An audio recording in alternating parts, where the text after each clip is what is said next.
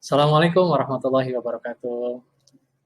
Alhamdulillah, alhamdulillahilladzi arsala rasulahu bil huda wa dinil haq liyudhhirahu 'ala dini kullihi wa kafa billahi syahida. Asyhadu an la ilaha illallah wa asyhadu anna Muhammadan abduhu wa rasuluh. Alhamdulillah, puji syukur kita panjatkan kehadirat Allah Subhanahu wa taala yang telah mempertemukan kita dalam keadaan sehat walafiat. Tak lupa salawat dan salam kita sampaikan kepada Nabi Muhammad Sallallahu Alaihi Wasallam. Baik, selamat berjumpa kembali teman-teman. Ya, kali ini saya akan mencoba sharing mengenai materi yang pernah saya dapatkan di saat saya kuliah. Nah, materi ini berhubungan dengan teori perilaku konsumen. Tema pembahasan kita pada kali ini adalah penanganan keluhan konsumen untuk pelayanan yang lebih baik. Berbicara masalah komplain atau keluhan, siapa yang belum pernah menerima keluhan? Ya, namanya manusia tentunya tidak pernah luput dari yang namanya kesalahan ya. Namun bagaimana kita bisa belajar dari kesalahan dan kemudian mengubahnya menjadi kekuatan? Mari kita simak materinya berikut ini.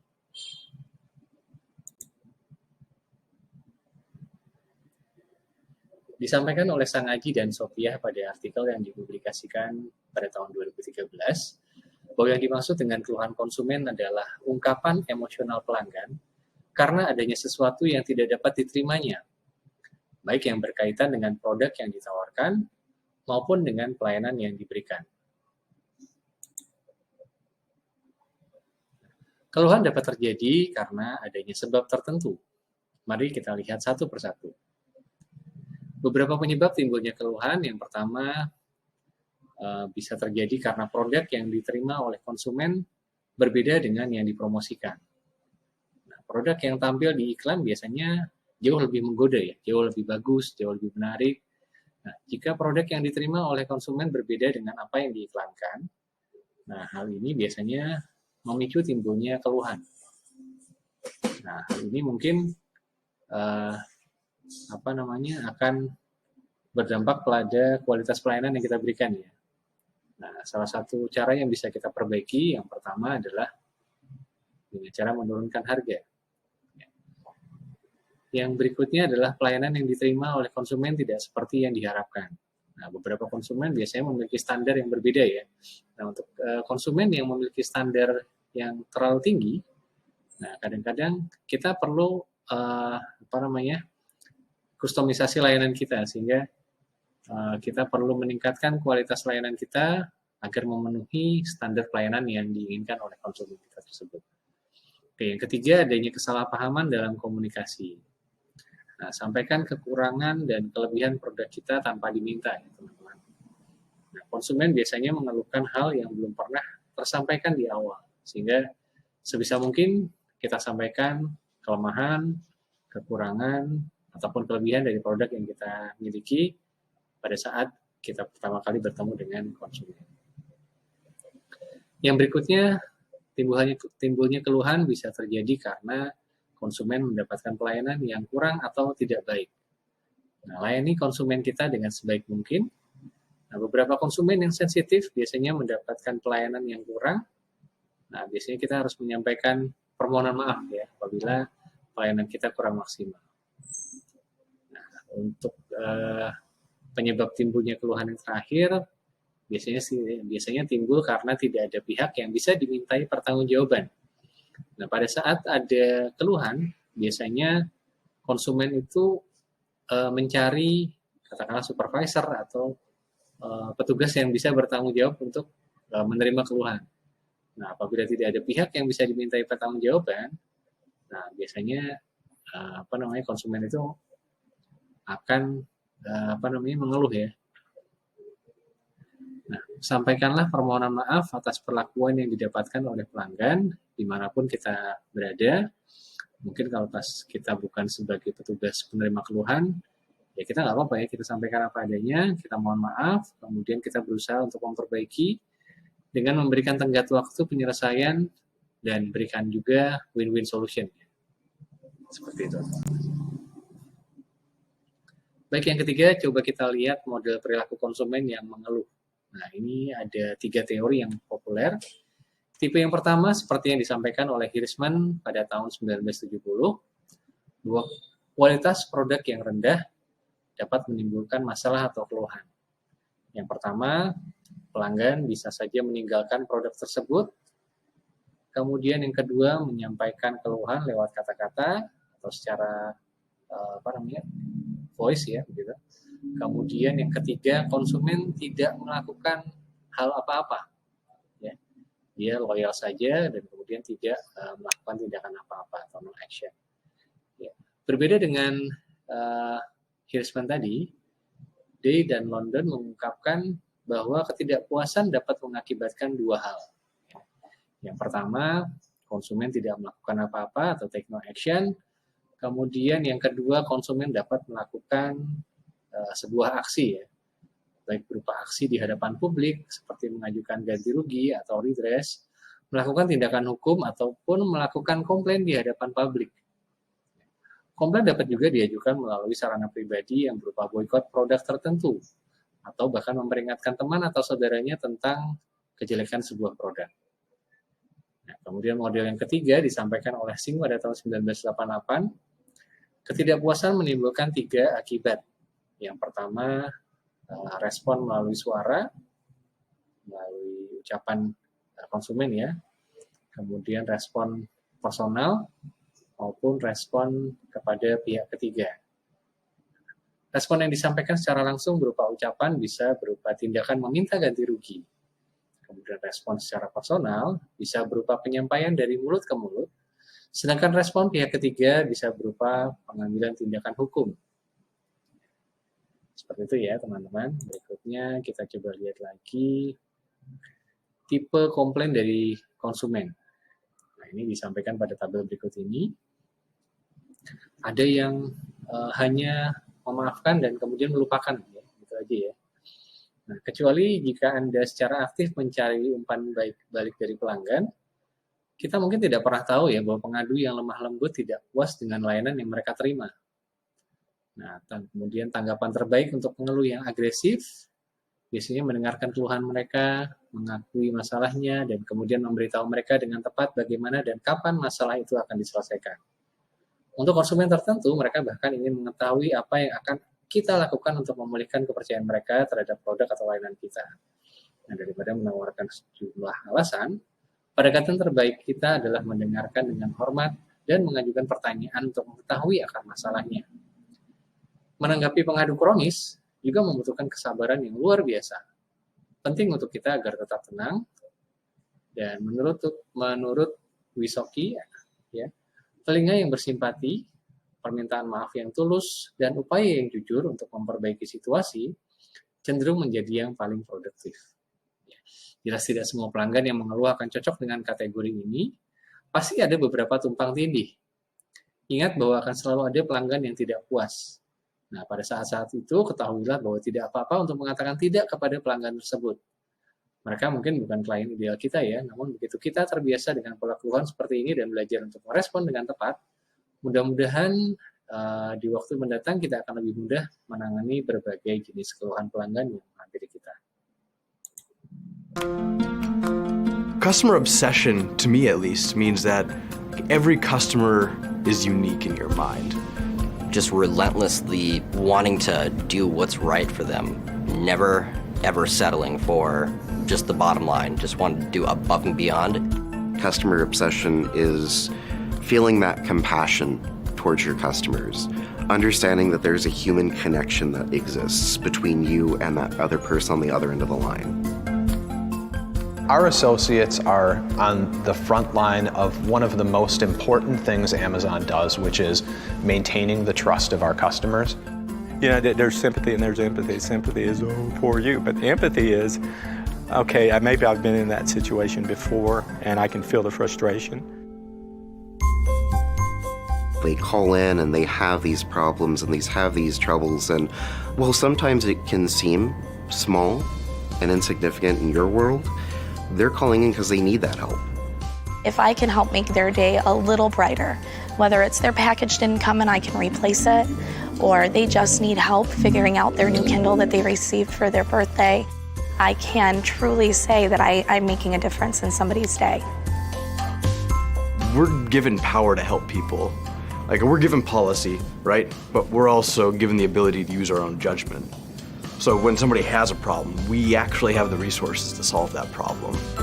You can spend the time and follow from start to finish through for a customer, whether it's a day, 2 days, 2 weeks, 2 months. We have the ability to do that. The happier, the more passionate, the more excited, the more satisfied people are doing this sort of job, that's going to translate directly into what the customers are hearing. I absolutely love speaking to my customers. I love just asking them how their day is. I love hearing their stories, where they're from. I go to bed at night thinking about, oh, I've got to call this author back. And I look forward to it. Every single day I'm able to help my customer. Every single day there's an awesome story. Every single day there's someone who walked away from a phone call feeling Amazon was really there.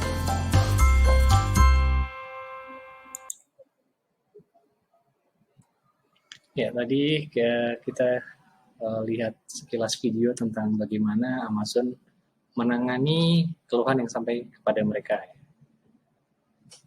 Nah, ini kita lihat Jeffrey Preston Bezos atau Jeff Bezos.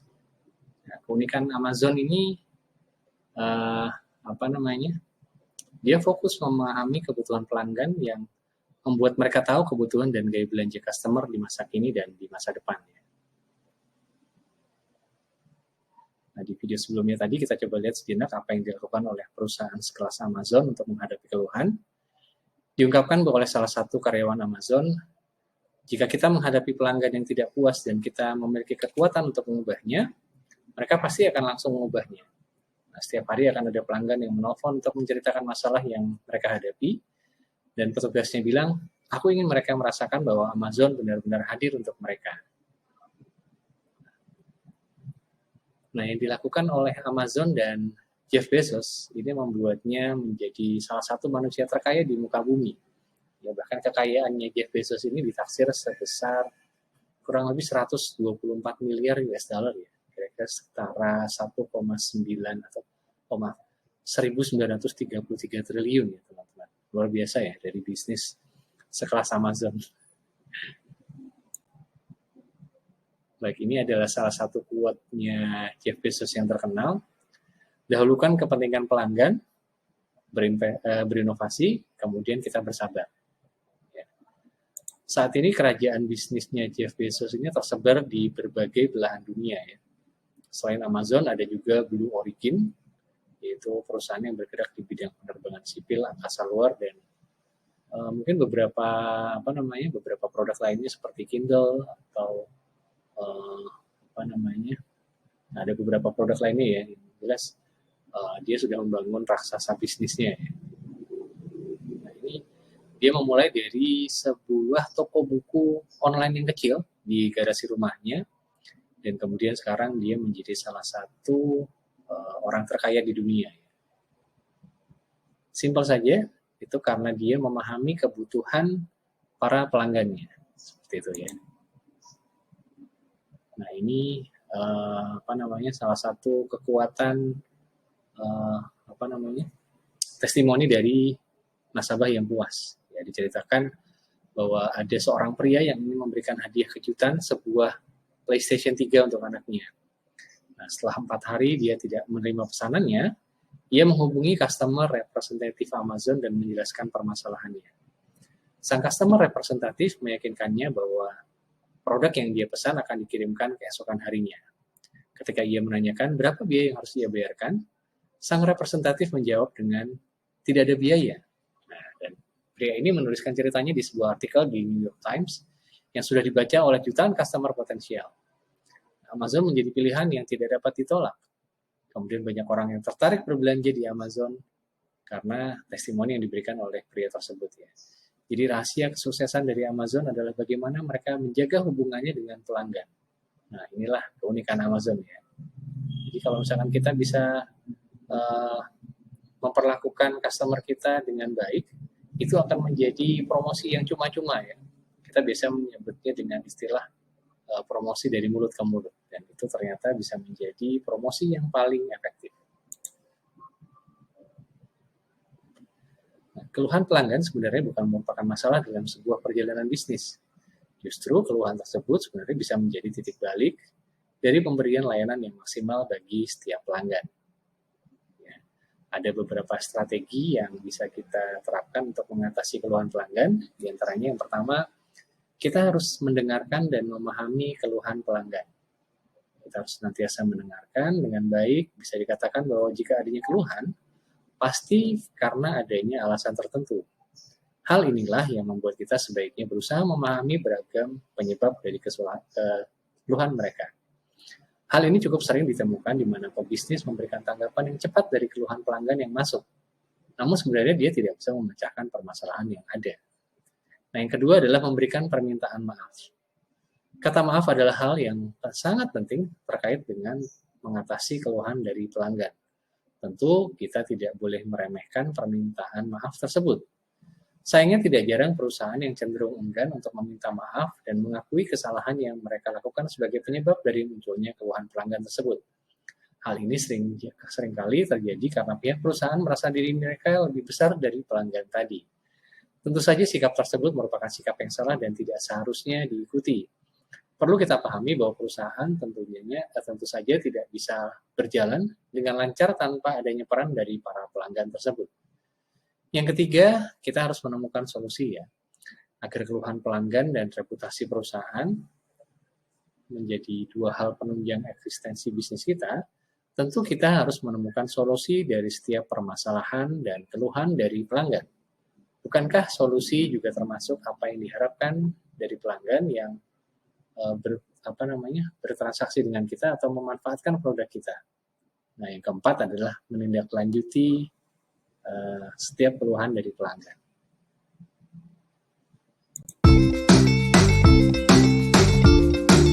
Halo, nama saya Widya, salah satu agen customer care di Tokopedia Care. Setiap hari ada saran, kritik, pertanyaan, hingga keluhan yang masuk ke Tokopedia Care. Dan saya sendiri menangani fraud case atau kasus penipuan yang dialami pengguna Tokopedia. Menangani kasus penipuan itu butuh ketelitian.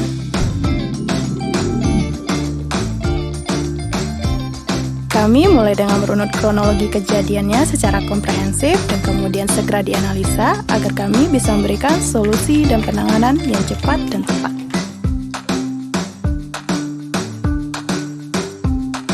Nama saya Liz, saya salah satu pengguna Tokopedia.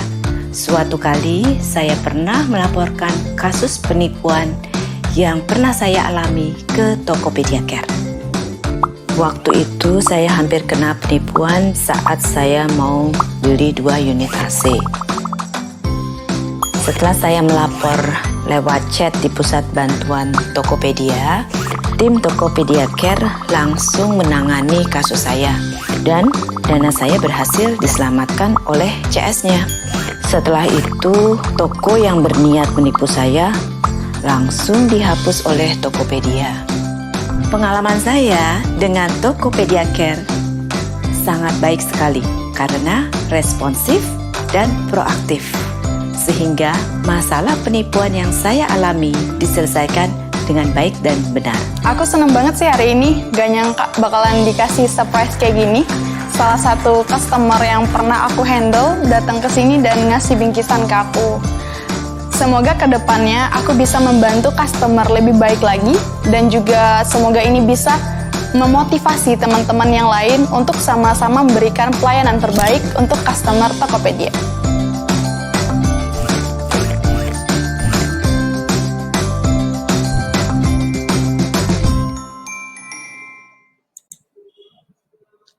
Ya, baik. Dari video tadi, kita belajar sekilas tentang layanan customer care yang dilakukan di Tokopedia. Ya, sebagai garda terdepan layanan pelanggan Tokopedia, Tokopedia Care hadir dan memiliki aspirasi untuk terus melihat dan berkaca terhadap kualitas layanan yang telah mereka miliki. Selain itu, Tokopedia Care juga ingin terus belajar dari para praktisi terbaik demi meningkatkan layanan dan pengalaman pelanggannya, serta menjadi versi terbaik dari sahabat terbaik Toppers yang selalu bisa diandalkan. Nah, dengan terus mengedepankan salah satu DNA Tokopedia, yaitu fokus kepada konsumer dan menerapkan service value, ya. Ini Tokopedia berhasil menghadirkan berbagai inovasi digital customer service. Nah, berbagai saluran interaksi seperti email, media sosial, baik Facebook atau Twitter, kemudian fitur chat, ada pusat resolusi, hingga asisten virtual Tokopedia Care yang bernama Tanya, yang menggunakan teknologi artificial intelligence. Itu digunakan Tokopedia demi menjawab semua pertanyaan dari pengguna secara cepat dan akurat. Nah, untuk teman-teman ketahui ya, Tokopedia Care adalah salah satu penerima medali emas pada kategori penghargaan Best in Customer Service dan Best Employee Wellness Program di level Asia Pasifik pada tahun 2021. Nah, kemudian sejak tahun 2019, Tokopedia Care telah meraih lebih dari 80 medali serta dinobatkan pula sebagai Dream Team. Nah, seluruh pencapaian tersebut didapatkan mulai dari tingkat regional, yakni Asia Pasifik, hingga ke level internasional, di mana mereka bersaing dengan perusahaan dari regional lainnya, seperti Eropa, Timur Tengah, Afrika, Amerika Utara Selatan, dan negara-negara lainnya. Ya. Nah, sehingga dalam bisnis berbasis kepercayaan, peran customer excellence sebagai garda terdepan perusahaan yang paling dekat dengan pelanggan semakin menjadi pembeda utama sebuah brand. Ya, penghargaan ini kemudian membuktikan komitmen Tokopedia untuk selalu ada dan selalu bisa bagi semua konsumennya. Nah, ini yang tadi sempat kita bahas adalah Tokopedia Virtual Assistant yang disebut dengan Tanya. Jika pelanggan menemukan adanya permasalahan yang dialami, Tokopedia menyediakan virtual assistant yang siap membantu. Walaupun sebenarnya sifatnya seperti bot ya, tetapi hal ini sangat memudahkan pelanggan untuk berinteraksi, untuk mengungkapkan apa yang menjadi permasalahan mereka. Tanya akan menghadapi keluhan tersebut, seolah-olah kita sedang berbicara langsung dengan petugas CS-nya ya. Nah, ini beberapa kelebihannya. Yang pertama, koneksinya, kemudian dia juga menjawab dengan komprehensif, dan jawabannya itu seperti kita berbicara langsung ya dengan petugas, padahal sebenarnya yang kita hadapi adalah sebuah software ya, atau bot. Nah, baik, setelah kita tadi belajar bagaimana kita bisa memperlakukan konsumen kita, nah ini ada beberapa poin yang bisa kita terapkan di perusahaan kita untuk menangani keluhan pelanggan. Nah, yang pertama, kita bisa berikan kemudahan bagi pelanggan untuk menyampaikan keluhan, seperti dengan menyediakan tombol khusus atau mungkin menyediakan media khusus bagi semua customer kita untuk menyampaikan keluhannya. Yang kedua, berikanlah panduan yang lebih baik terkait cara penanganan pada keluhan pelanggan kepada staf layanan pelanggan yang dimiliki. Nah, ini beberapa perusahaan mungkin menerapkan ada beberapa customer care.